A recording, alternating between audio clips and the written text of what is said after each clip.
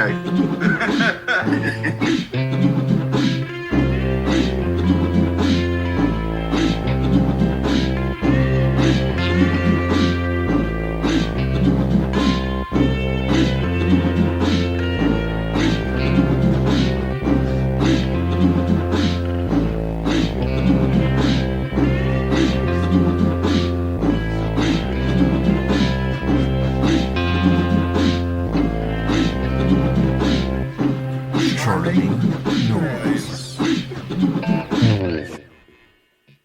Welcome back, ladies and gentlemen, to the most amazing podcast you're ever going to hear this century. That's right, you're listening to the Turkish Diplomat present Charming Noise. I am one of your co-hosts, Thomas Crofel. With me today is Paul Hogue. Hello. Say something more than hello, Paul. Oh, sorry. Hello, my good friends out there in Hollywood land. And our other co-host, who is Calvin Roach. Calvin, talk to us. Hello, I'm Calvin. I'm waiting for my dog to either lay down or poop on the floor at the moment. I don't know what's about to happen. If you hear me It's yelling, always a gamble. if you hear me yelling, I have to usually yell out the safe word. yeah, the safe word is Buster. No. Anyway, I'm Calvin. I'm fine. My dog is old and incontinent. She's saying Buster, yes, right there. Yeah. Nobody. Buster, move. You want it. You gotta be Buster rhymes. Oh yeah, Buster rhymes. So you're listening to Charming Noise? Go ahead. I believe our movie is Astro Loco for this program. And I hate to admit, I picked this out, but I could not remember the name of it. And I'm going to have to just start us off by saying this movie was about as exciting as lukewarm water and white bread. I didn't laugh a single time. I didn't get any jump scares. The best part about it for me was the fact that Mojo Nixon did the soundtrack. Yeah. And the cute Russian girl. It was an awesome sound. Sasha, the cute Russian girl. Yeah, that was the only two things for me that made this movie stand out. Was because when I heard the music start, I thought that sounds like Mojo Nixon, and then it pops up soundtrack by Mojo Nixon. That saved it for me right there because I thought, well, this obviously means they have a production budget. I'd really like to know how they got him to agree to it, or why they went to him. I mean, because I think it's an Australian production, right? I think it is. I forgot to check. I have no idea. Well, I mean, they were all Australians, even the ones that were imitating Southern U.S. accents. Yeah. Well, the guy that played Captain Odd or Commander Odd is actually pretty famous for doing on stage and stuff in Europe. He's definitely, I think he's from Norway because he gets cast a lot as the German bad guy because of his cultured European accent, according to what I read. Frank Handrum, or looks like Frank Handrum. Handrum, yeah. But I mean, there was really nothing about this movie that really stuck out for me. Like I say, I mean, I thought the Russian girl was very cute, and that was about as far as it went. Dasha, that's her name, Dasha. No,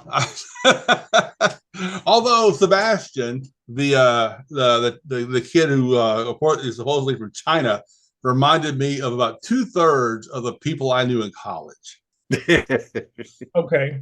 I'm trying most of them being John Sebastian again. Sebastian's the hippie. Yeah. He was the hippie, yeah. Yeah, and his jacket had a little Chinese flag on it. If you notice, they all had the flag of their country on their jackets. Yeah, I saw Norway and U.S. And and Dasha was from Russia. He did have the Russian one. Okay. Yeah. And Rex, the pilot, hers was USA.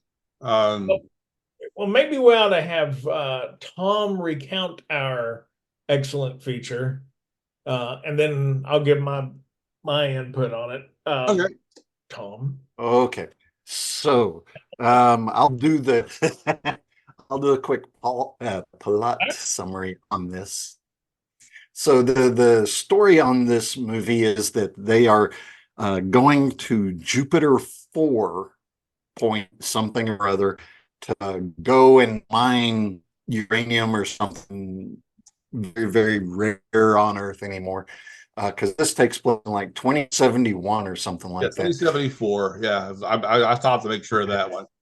Which I think they're being overly optimistic on those years. I think we need having a hell of a time just getting back to the moon. Yeah. And now this thing was classified as a sci-fi horror drama comedy, none of which it hit the mark on. But as the story goes on, we've got the captain or whoever was the captain or commander or captain. I think they called him commander. Captain. Yeah. Okay, so the commander, he's a weirdo, just plain out weirdo. One of my favorite moments in the film was when he did the trust exercise, and my first thought was, I would have let that motherfucker fall, and they did. So there's that. But and the computer that is kind of monitoring them, sort of a HAL type. The computer, which Hetfield, what is his name? The computer's name is Hetfield. Yeah. Okay. He reminded me of the Motel 6 commercial guy. Oh yeah, Tom Bodette. Yeah. Which I thought I did notice that the ship's the computer's name is Hetfield, and the ship's name is Oriah, which is the bassist singer for Slayer. So I thought, was there a Slayer Metallica connection here somewhere?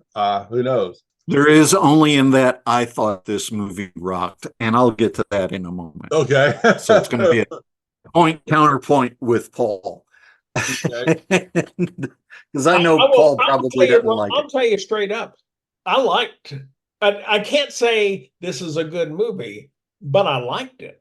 And I thought there were parts of it that were really good. And I guess I'm giving my opinion. I think if this thing had a budget, it might have turned out to be a good movie.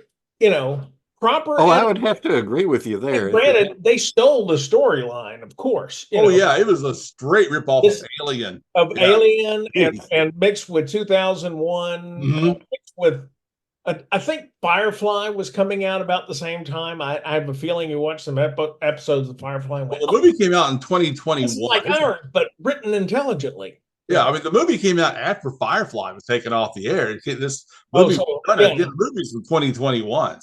So it may have been borrowing some from that, but I thought some of I think like when we saw Astro Zombies, again with Astro, if there had been somebody to help, like Wayne Rogers did with Astro Zombies, clean up whatever mess the director had come up with. I think this would have been a really true, because even Mojo Nixon's UFOs, barbecues, and big rigs just wasn't going to save this film at all. As fantastic as that song was. R.I.P. to Mojo Nixon. R.I.P. Mojo Nixon. And I love that guy, but I'm not sure this was the right music for it. Even though I love the songs. Yeah. And I had to pause for a second when I first saw his name pop up, because the Dead Milkmen include him in their song Bleach. Oh wow! They go to the record store. We asked, "Do you have any Mojo Nixon?" And they said, "No." If your store ain't got no Mojo Nixon, then your store needs some fixing. Stuff like that. Oh yeah. So anyway, back to the plot on this. They are. Bleach. Go ahead, Tom. But the song was Punk Rock Girl. My bad. Punk Rock, wonderful song. Our crew is on their way to pick up the uranium. They're going to rendezvous with another ship that has apparently been out there mining for a while, and they're going to either relieve them or switch pick up their thing and carry it back. This never really quite made that clear. Because what I got from it was they were going to Jupiter 4, the Callisto, the fourth moon of Jupiter, to pick up a rare mineral and to set up a mining base. They were to establish. Well, they were supposed to go to a colony that was already there, and they were gonna go join this colony, this base, pick up the rare mineral, and come back. And so they've been in transit for 4 years, I think, to get there. But then there's all the odd bits and pieces that like broken transmissions from another ship and that sort of thing, which begins to cast doubt or cast suspicions over the other crew, going, what's going on with this kind of a thing. And in the course of all of that, they start discovering a few things. Not only have they been lied to by the transmissions, they think they're being lied to by their Motel 6 computer, and they have a bug infestation of sorts. So that's kind of where we join the storyline on this. And like I say, it's an ambitious project.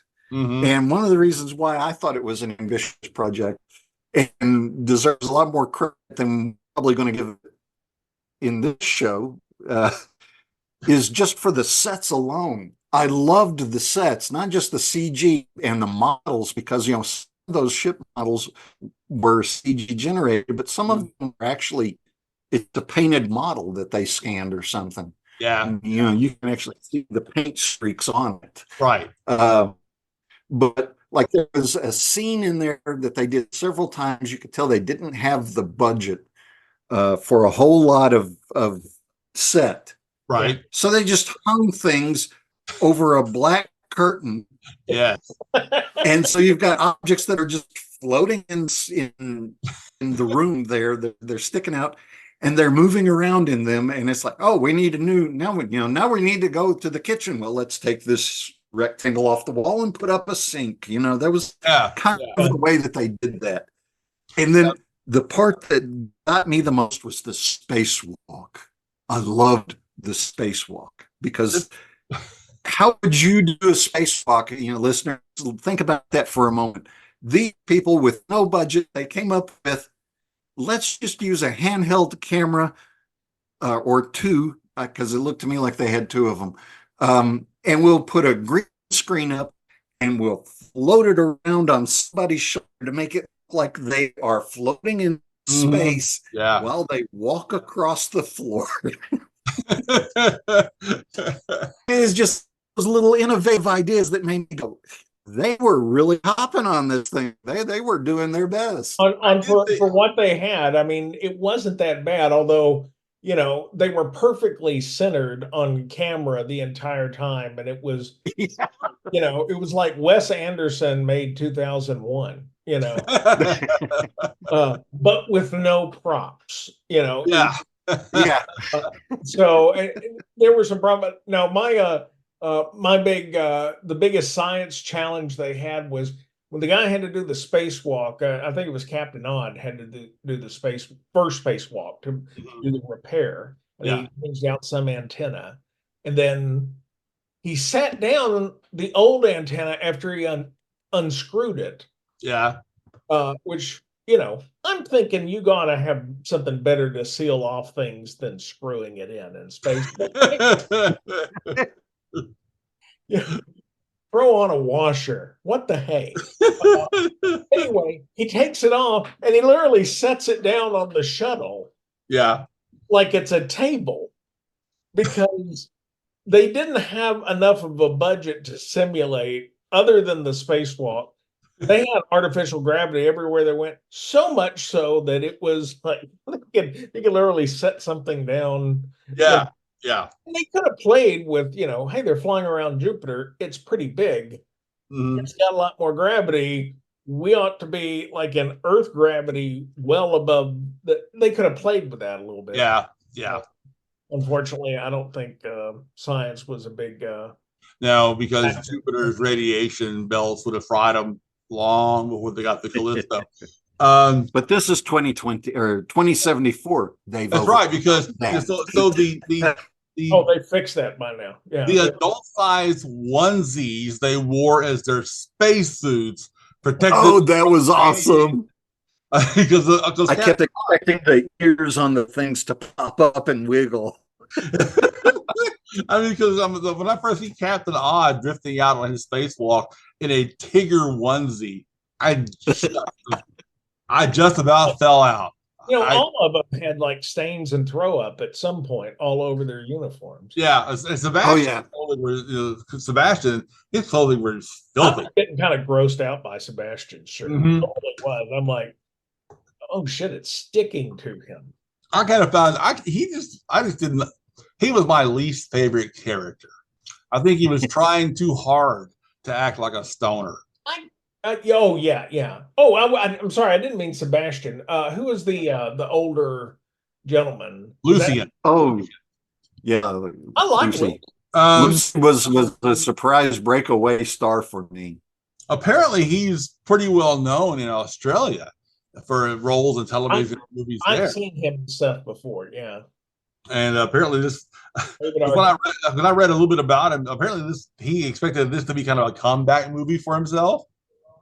Oh wow! Yeah, I don't know how well that worked out for him, but I don't know how well that worked out for him. I do like how I'm sure it did not. I did like how they uncovered this conspiracy, basically about going out there to Callisto, because apparently the Araya was supposed to be the only ship like that in the fleet, but the other ship, whose name I suddenly forgot, I should have written it down, and I thought I did, was the identical ship in every way. Yeah, and it turns out that it was just a snow job the whole time, because the company, Zorp Tech or something like that, knew about the possibility of the bugs out there, and they were supposed to bring one back, a la Alien, and which brings us, I guess, to what Dunbook. Was that the guy who was hiding in the hidden room? Yeah, there's the spokesman and head of the company or whatever, Dunbrook. Yeah, he's on the ship with them now. Okay, listeners, this is what had happened. They've been getting these messages from home for 4 years, all through this one guy. Yeah, and there's something odd that they have noticed at the very beginning about some of the videos that they play, and the biggest giveaway, I guess, is with Sebastian when he goes, "That's not my parents. Who are they?" Yeah. So this guy's been living in a closet. And the guy speaking Chinese, he's like, "Yeah, I don't understand them." Turns out he's from like the States or whatever, and he doesn't speak Chinese. But they didn't know that. So they just got, these folks are old enough to be his parents. But yeah, like Tom said, I mean, he's living in a closet. Yeah, he's living in a crawl space or something. Because at one point, Sebastian does point out something. He goes, "We're using 20% more oxygen than we should be at this point.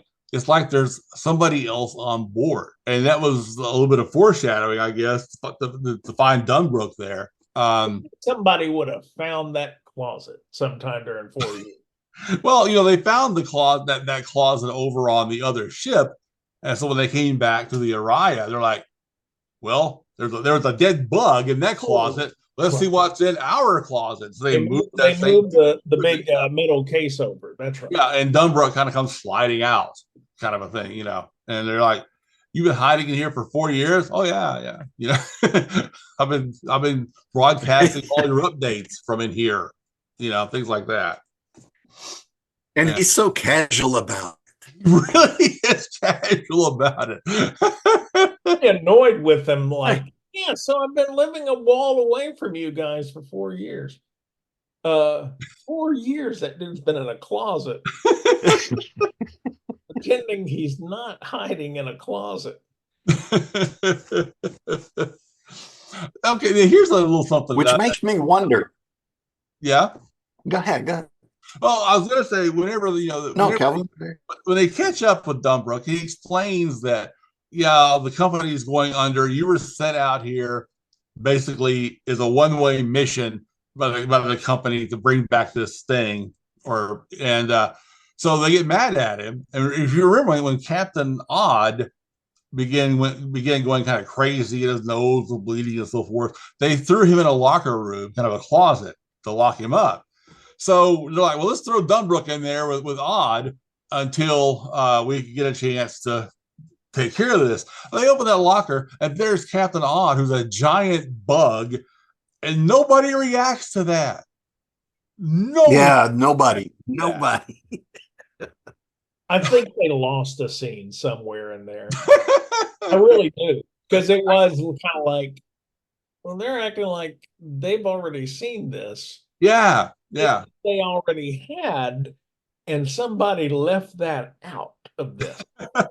and another thing that kind of caught my eye was it was kind of sometimes there'd be like a half second of blank time where you'd be one scene and it would kind of stop and come back, and there was the little corner that says rating, MATV rating.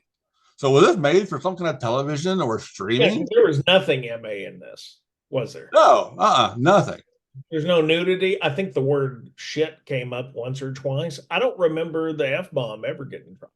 I think watching it. They called Rex they called her the C word once, I think. Oh yeah, that's probably that'd be about it though.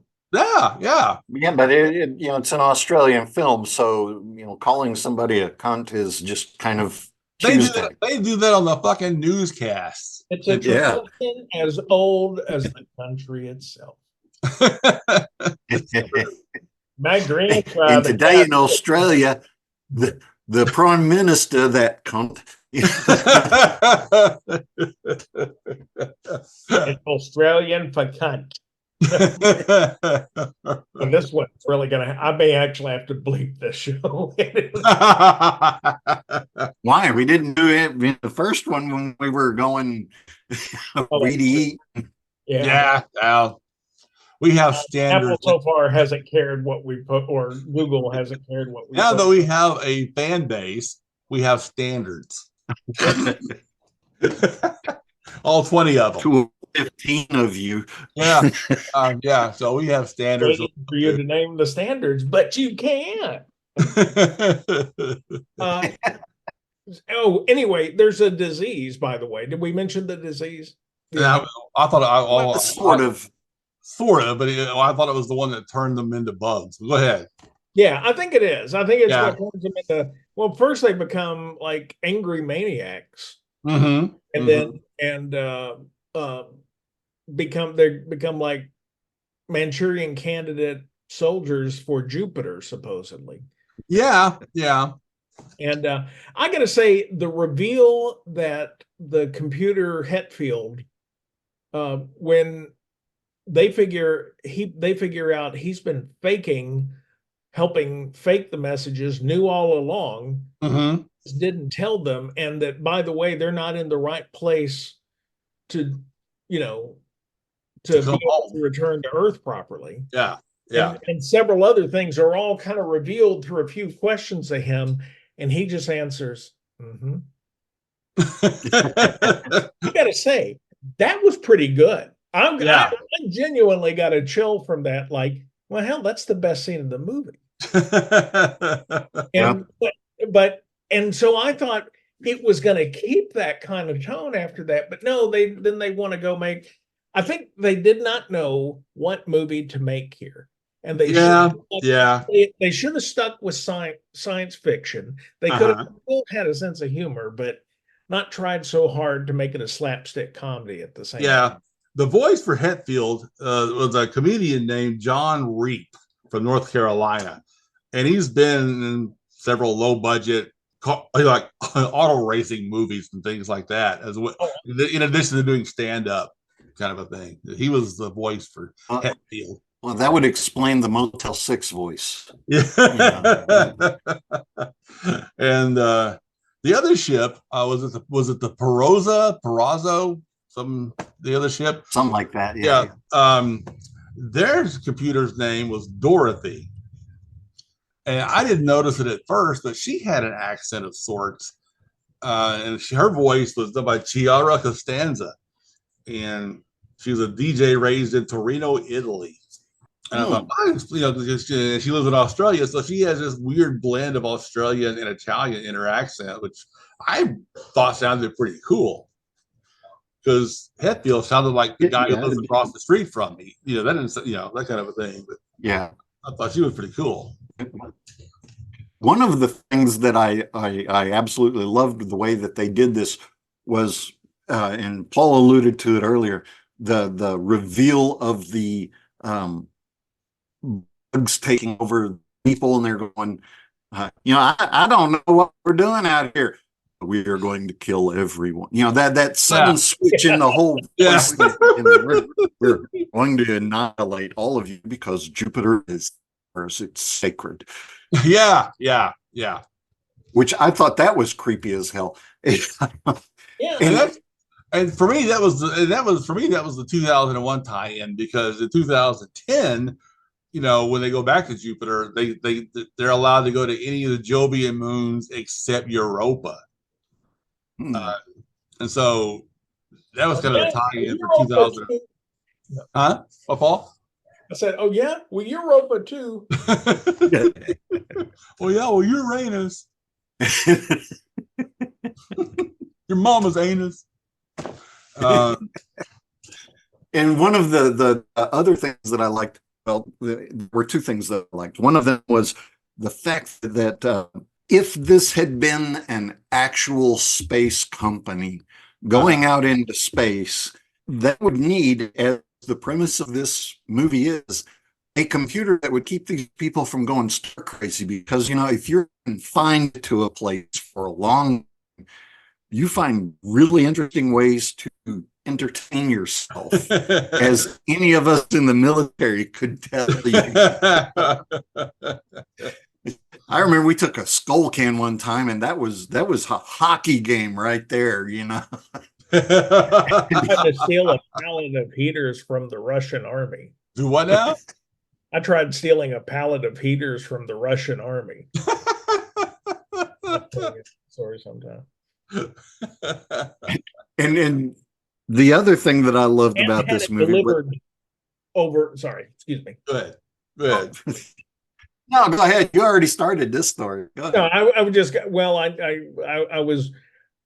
got somebody who is the loadmaster friend of mine to give me the number that would have to be written on the sheet to redirect certain heaters that we were giving the Russians during a deployment some years ago. And I slipped in the paperwork to actually send it to our base instead. And I had made arrangements with some guys. It was like the MASH episode where there's all the trading and stuff just to get the barbecue in. Right. I had a deal with some mechs from another unit to bring a forklift over to get this thing as soon as it came off the plane and move it away from before someone figured out that they were short a pallet of heaters. Remind me sometime to tell you guys about the great pumpkin suit caper. I would love to hear this story. I've not heard it before. I think I may have heard this too. I have not heard this. All right, sorry.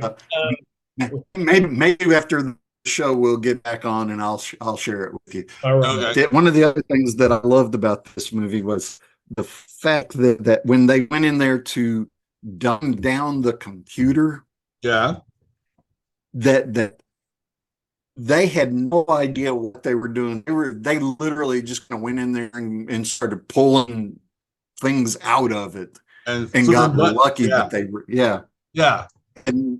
and when they put it back together, the other guy, hell, I can't think of his name. The Lucian. Lucian. He's like, well, I saw it done once. Yeah, yeah, sure. Okay. So yeah, they fixed that. Go ahead. I was going to say, so I like this film. I mean, at first I was really going, God, why the hell did I choose this thing? As it got going, and I was looking at the effects and everything, I was like, they really pulled some rabbits out of a hat on this thing. Well, I think for me, like I said, I've actually enjoyed our talk about it more than the actual movie. It was like I started off with, it was like eating a loaf of a slice of white bread with lukewarm tap water poured over it. There was just nothing there to really for me to catch on to. And what's the negative side of that, man? Heaping bowl of steam for breakfast. But yeah, I mean, I was like, well, in fact, I had to watch this movie in shifts. I had to watch one half of it a couple of days ago and finished it last night because I was falling asleep during this movie. And it's rare for me to fall asleep in a movie. And I will admit that I'm having some long COVID issues, so that kind of that could have affected my attitude where this movie is concerned. So I've kind of felt like complete crap the last week or so. I will say I kind of like the movie too. I would not recommend it to most people. Right. Right. Oh no, hell no. Yeah. So, but this was far better than a lot of other movies we've watched. That is definitely true. And it certainly wouldn't go into our bad. And there were parts of it, honestly, like I said, I think if they could have cleaned up things, had better, had more money for sets, which, by the way, the actual production team for this, the three owners, funders of this movie, one of them was Zorptech, the company they were working for. In the what does Zorptech make? I think it was just created for the movie, honestly. And then Ozpix Entertainment, which we saw them in the credits, but the one I didn't see in the credits, maybe I just missed it, Safe Hands Insurance.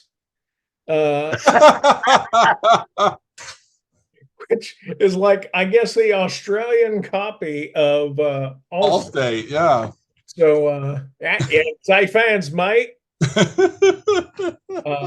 And of course, they had the music from the late great Mojo Nixon. Yes. Courtesy of the Mojo Nixon World Empire. That's the name of the some of the other great songs in here were Redneck Rampage, Barbecue USA, Take Me to Your Leader.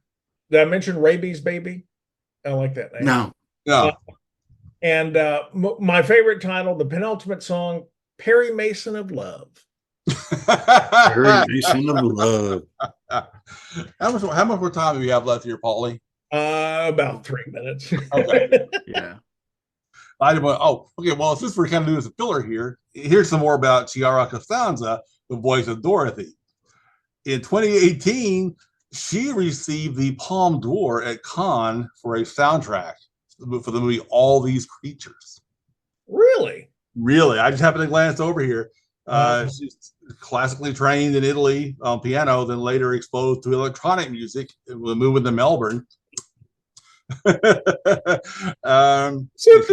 me on the synthesizer where you saw it. And she became a big member of the techno movement in Australia, apparently. Now, who was this again? Which one? The Chiara Costanza, the voice of Dorothy. Oh, okay. Yeah, she won the Palme d'Or at Cannes in 2018. So, Tom, you like the movie, but would also not recommend it, correct? I would not. Even with Russian.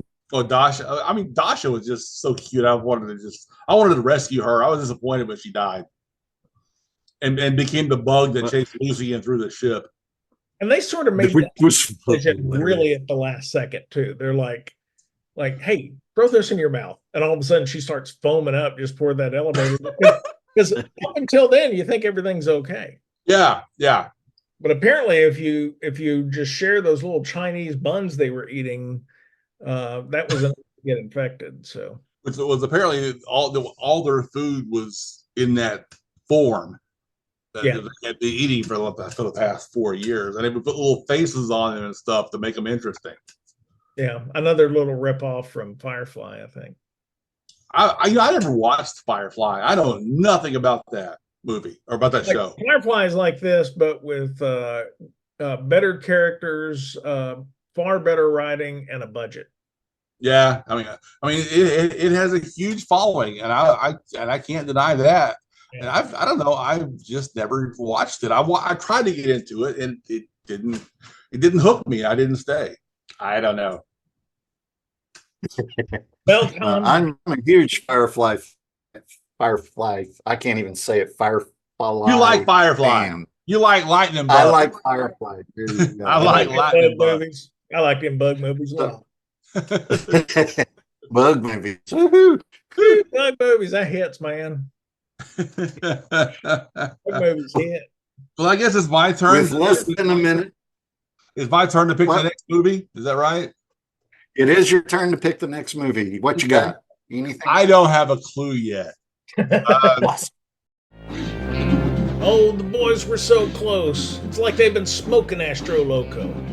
Oh well. Join us next time for the Turkish Diplomats present Charming Noise.